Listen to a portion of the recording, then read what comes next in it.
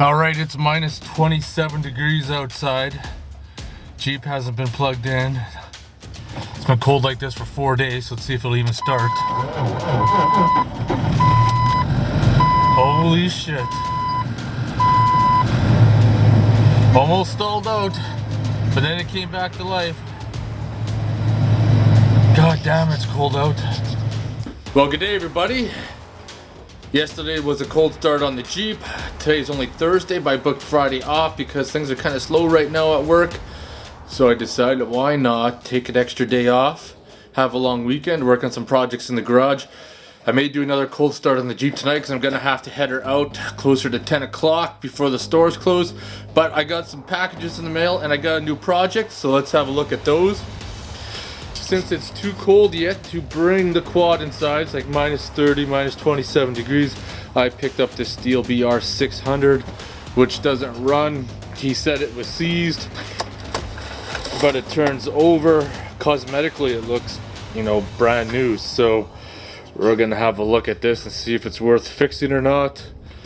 Aubrey's Olympus camera shit the bed, and I was gonna try to salvage the lens, but to my dismay, I thought the lens was attached to this piece here, which I'm sadly mistaken. So he's got a good lens, bad camera, and I got a good camera, bad lens. So shitty deal for that. But let's have a look at what's inside these packages. The first thing is the Power Pro 4. I got the Power Pro 1, the original, but this is the 4 and it has a lot more options. So I'm gonna have a first look at that on my other channel. This box right here is also going to be for videos on my other channel, and you'll understand why as soon as I open it up. This bad boy is a 500 amp battery load tester that we're going to use on those jump packs, because I got a new one a little while ago that says it's good for 400 amps. That Noco still claims it's good for 1,000. So now we have something that we could test it up to 500 amps, which I believe that none of them will be able to reach. So we're going to be looking at doing videos on that for my other channel. So if you're not subscribed, it's Jerry BS Corner. I'm going to leave a link in the description. That's where all my DIY videos are going, except for the car. The car videos are going to stay on this channel, except for some things may end up over there. But now let's start taking apart this stihl BR600 and see what the heck the issue is.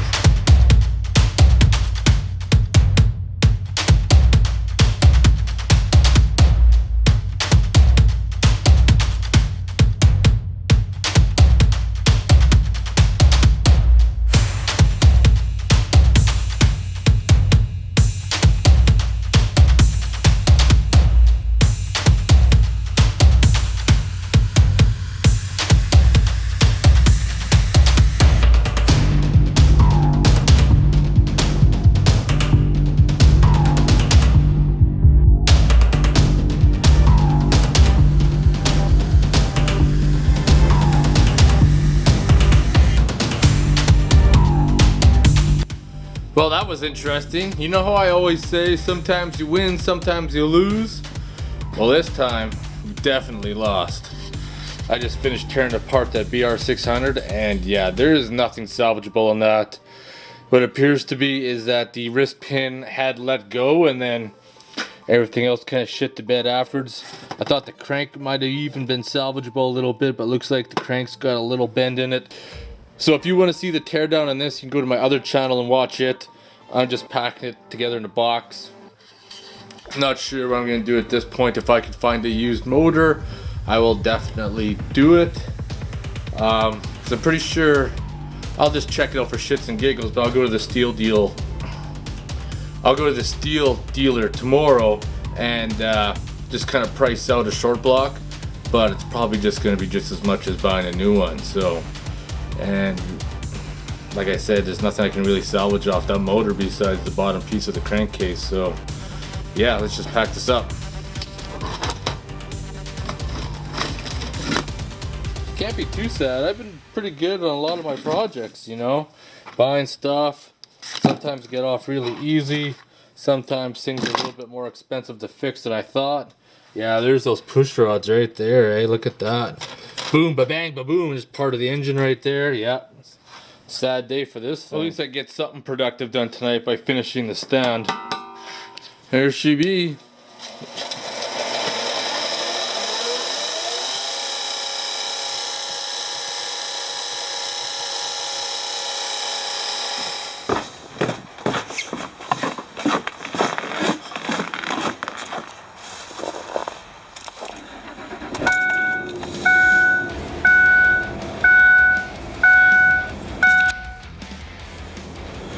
Minus 19 degrees.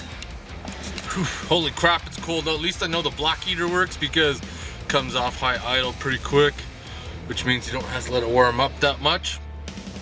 Now we're gonna head out, do some errands. I gotta go to the bank, probably stop at Princess Auto, go get a sheet of stainless, and then go check out some milling machines at Bisbee Tools in the northeast of the city, and then head her home. So let's go. Yeah, this is only the start of winter. January and February are usually the coldest months, so if this is a pre-tail sign, it's gonna be a cold winter. Impulse buying at its finest. Went in for a cheap iPhone charger, ended up coming with a couple levels because I lost one for work. Screwdrivers for home because I can never seem to find the one I need, so I just bought a bunch of cheap ones, and 10 pounds of rags that were on sale for 10 bucks. Well, the charger seems to work, so I'm gonna leave it in the truck because every other vehicle has the charging capacity that Alpine Deck used to be able to, but when they switched to that lightning connector, I've never been able to connect my iPhone ever since, even using Apple's original one. So I think in the future I'm gonna be pulling that deck out because it's really useless.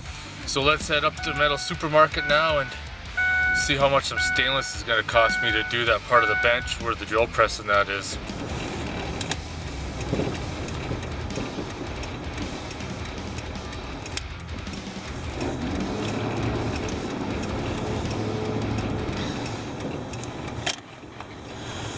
There we are, metal supermarket.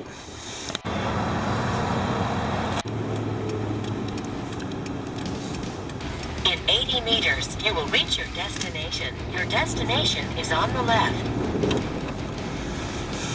I've only been here once in my life. You have reached your destination. Oh, there's a sign, Bisbee Tools. It's colder up north with a minus 22 degrees. Ah, there we are, Bisbee Tools. Little ergonomical handles.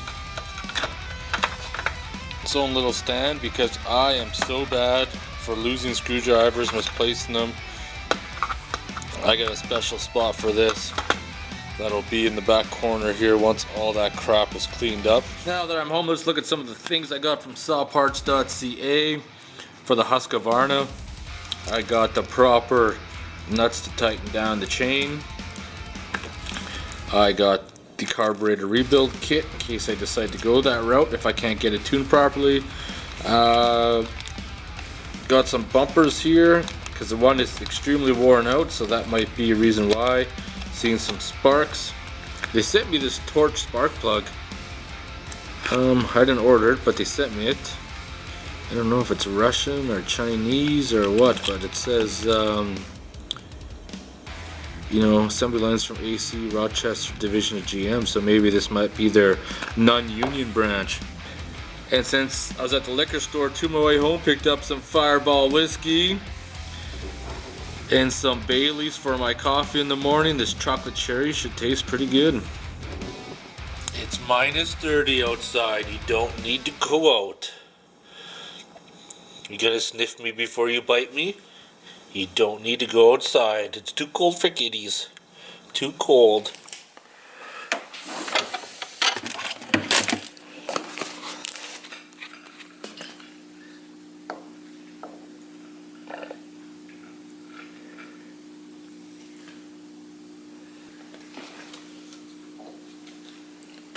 Alright, well I'm gonna end the video there. Sipping some Fireball whiskey.